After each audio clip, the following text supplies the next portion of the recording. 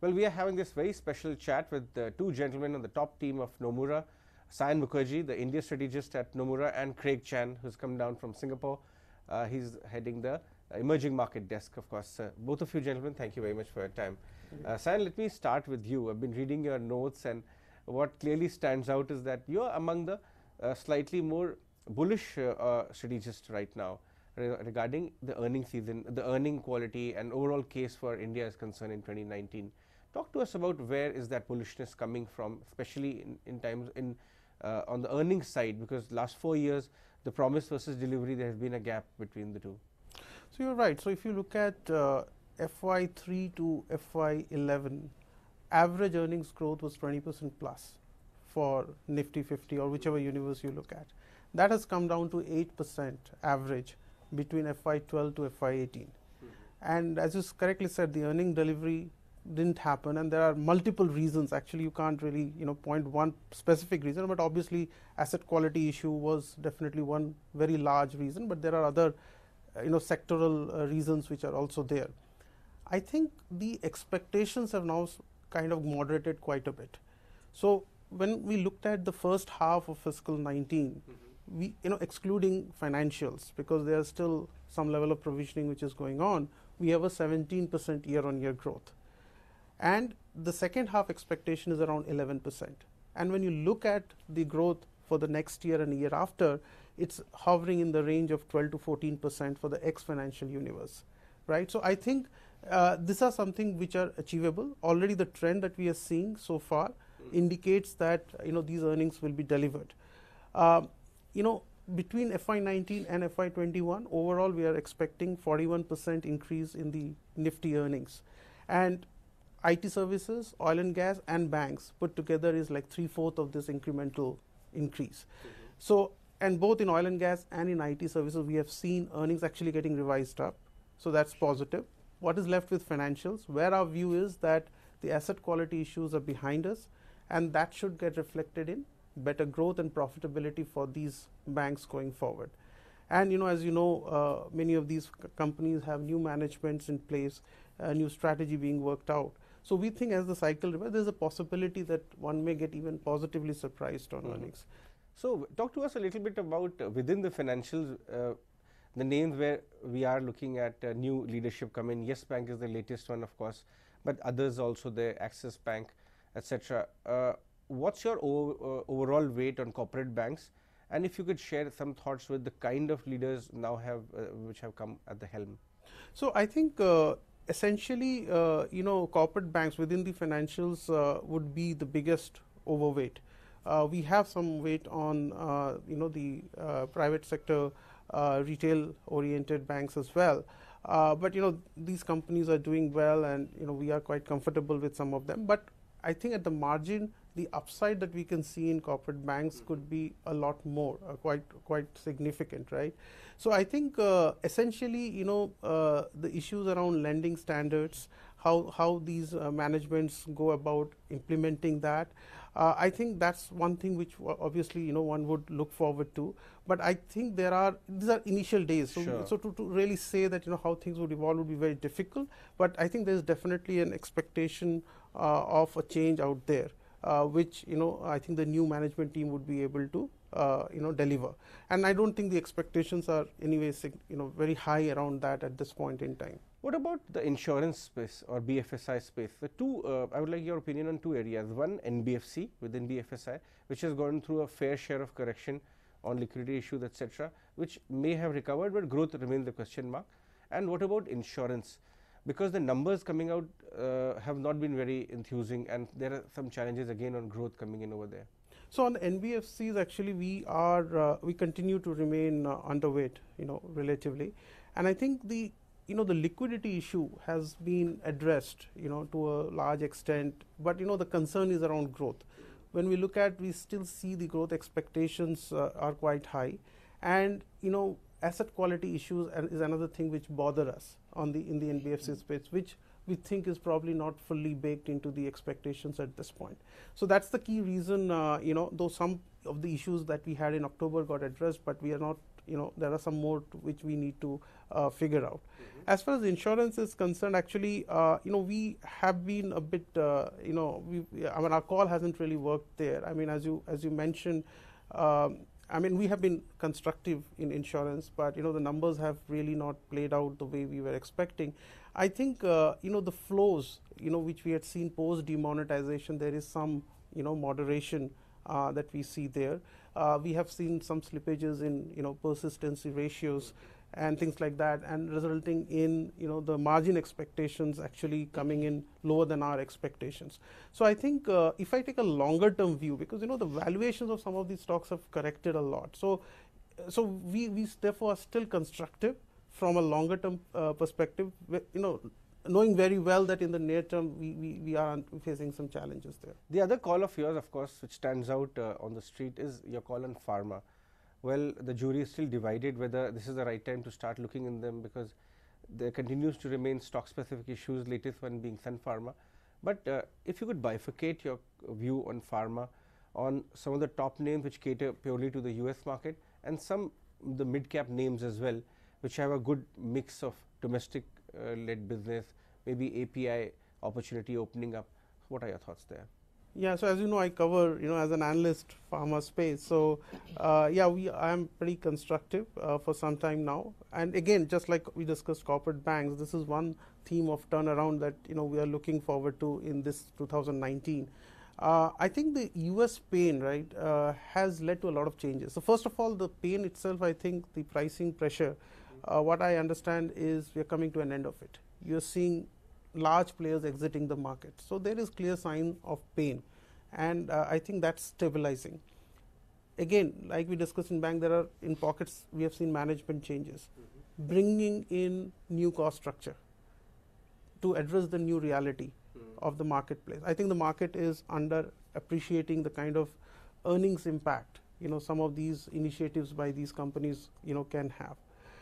And finally, as you mentioned, I think API, right? So I think this is a segment within pharma which has been ignored for a very, very long time.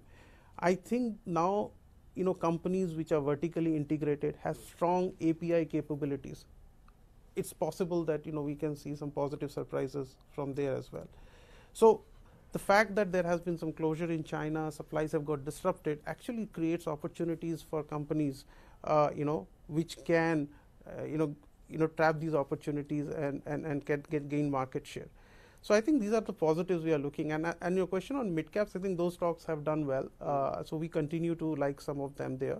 But between the large and the mid caps, I think the large caps have taken the most of the pain. And if there's a turnaround, that's where we see most upsides. Saion, you also have a keen eye on the way political environment is actually panning out, and why not? The clients must be inquiring about how leadership changes or probabilities out there would play out in the general election which lie ahead. What makes you so confident? Because the way if I could use in the terms of market, the kind of results which last time round they had posted, be it in UP, be it in Gujarat, the same type of numbers perhaps may be very difficult to come by this time from the leader BJP or NDA. But still you remain quite confident of them returning. What's your analysis? So yeah, so I think this is a number one question many investors ask. I mean the arithmetic seem to definitely have kind of gone somewhat against the current NDA government. I mean, just extrapolating the results of some of the state elections, particularly the last election in December, where we have seen from the last assembly election to this assembly election, there has been a considerable drop in vote share. But the politics is very difficult for us to predict, because we are just talking about arithmetics, right? And there could be a lot which can change between now till April, May, when the elections actually happen. But still, as a base case, it looks to us. I mean, we have a range, worst case and the best case, which ranges between 172 to all the way up to 282, as the range where where the NDA BJP can end up getting. But that doesn't really help, because it's a very wide range that we are talking about. But I think they appear to be, and most surveys, independent surveys are suggesting they would be the largest block. So I think the constructiveness on the market, I mean, we are talking about 12,170 as our Yes. Nifty target by December year end. That's like 10% upside, right? So we are still talking about a positive return. Now, the key risk, right, and the reason we are relatively more constructive is like first, like earnings, as we discussed, we see signs of they're getting delivered, number one. Number two, the macro, like the fall in oil prices. And our team has put out a report just this week saying that they expect the Brent to remain in this range of 55 because they have a very expectation of a weaker demand. So if these two things, play out, I think markets will get support. Unless you have a political change where you start thinking quite negatively about the macros or policies, I think we should still see a positive return. So we haven't taken a very negative view as now. Sure. Let's talk, in fact, on that point, let's talk about emerging market setup, Craig. If the crude oil prices remain in this range in the lower side, which he was talking about, then it will be quite positive for oil consumer countries like us, like Indonesia. Yes. So what is your take on the entire Asian emerging market pack? Because the consensus view is that 2019 could be the year of Asian emerging markets. Yeah, I mean, I would actually agree that 2019 will be the year for the high-yielding currencies, in particular in Asia. So Indonesia in particular. India, probably very dependent on the general election results. But I would say, generally speaking, that's going to be a big area of support. The fall in oil prices, inflation is coming off in broad Asia. Think about the US dollar, the potential weakness that could come through as well, with the Fed cycle reaching a very mature phase.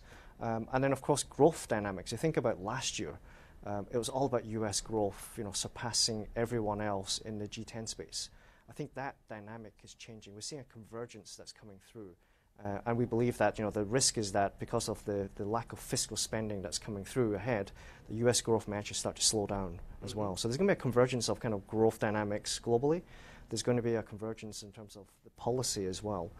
So I think that's very good for high yielders. I mean, this slow growth, low inflation, stable oil prices, and of course the Fed reaching a very mature stage is very good for high yielders. High yielders are punished very badly last year. That's correct. Right. So this year I think there's really scope for them to perform, assuming the local dynamics are positive as well. Sure. How did you analyze the commentary coming out of Davos this week? ET was of course there, and we got some big policymakers, but otherwise too, asset managers globally, Seth Klarman, Ray Dalio, all of them were again kind of tilting towards possible recession looming ahead, case for equities being a very case to be cautious on the equities globally because of the slowdown ahead. What are your thoughts there of what you gathered from there? Yeah, I mean, the baseline from Nomura, first of all, is that we're not going to fall into a recession. That growth is going to slow down globally. I think what's very important to us is that on the China-US side, there will be some potential agreement that comes out. So this is going to be a very key factor that the market will focus on. But beyond this, I think the view that China is slowing quite rapidly now implies to us that China's stimulus will pick up substantially around the May-June period. And to us, that means that the kind of potential risks on the downside to growth will actually come off substantially. Okay. So you mean to say that China will accelerate on the stimulus measures. Then there is US, which perhaps clearly is not as hawkish. The Fed is not as hawkish now. And we are talking about commentary from BOJ. Europe is already slow. So the kind of, the hand was lifting off the accelerator, I would say, or the leg was lifting off the accelerator on stimulus. You think it may come back and support the overall asset prices globally? You mean to say? So the tightening that's going on and the potential tightening from G3 central banks, that's definitely changed. Right? The extent of expectations on tightening. I see the risk that, for example, the Fed could actually remain on hold this year. It's not Nomura's view. Nomura is still looking for a hike, potentially 2 hikes. But I actually see that risk.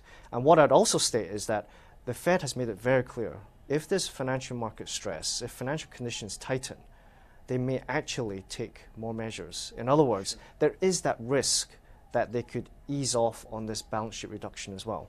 And that would be a huge boost for emerging markets. So when you actually go out and meet asset managers who purely invest in emerging markets and have had a rough time last year, do you see money coming back now, or do you see this long developed market, short emerging market trade to reverse convincingly in 2019? So I definitely see money being allocated into local markets of Indonesia.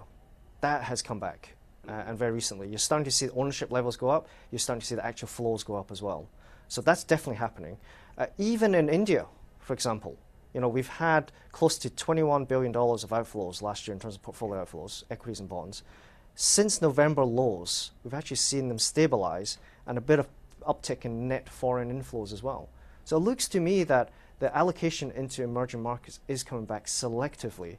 Sure. But I do believe that if there are improvements and the scope for, let's say, the political front in India turns out to be more favorable, then for sure the allocation can pick up. Right.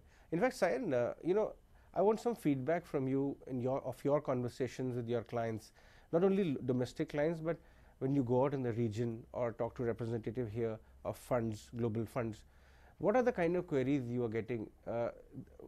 Assuming that they were not very active full of last year, do you see more willingness or eagerness, or queries are coming to so that they may start making allocations this year? Yes, so as Craig was mentioning, I think there seems to be more interest. Now, obviously, the key concerns and questions, I mean, most of it, like we touched upon, like earnings, for instance, I mean, what do you pay? I mean, how do you value these stocks, whether the earnings are going to come through or not? I think that remains the number one point. Politics is something, yes, everybody asks about it, but then again, it's a question which can't be answered at this point in time fully. And I think the biggest is, I think one of the concerns, besides politics has been on the fiscal front, which is where we see that, the fiscal prudence needs to be delivered not only in letter but also in spirits, right? So where we see, outside of the government, a lot of borrowings happening, for instance, in NHAI, for instance, so those are the things which I think people are getting concerned. But definitely the macro overall, right, given that the current account deficit is not a concern given oil is currently, which was a big concern at sometime in October, as you know, I think there has been a significant But this NHI issue which you touched upon, it's a very valid one. People are talking about it. No earnings, but the borrowings keep on going higher each year. Does it worry you? So I mean, not about the earnings, because NHI is pending, right, on the road. So essentially the budgetary support from the government is limited. So the point is NHS goes in the market and keeps borrowing. So to that extent there is a pressure, right? So when we look at the fiscal consolidation of prudence, we need to kind of take into account all of that. So there has been some slippage there, definitely. All right, gentlemen, thank you very much for your time, both of you. Always wonderful chatting with you and getting you on the channel. Pleasure. Thank you.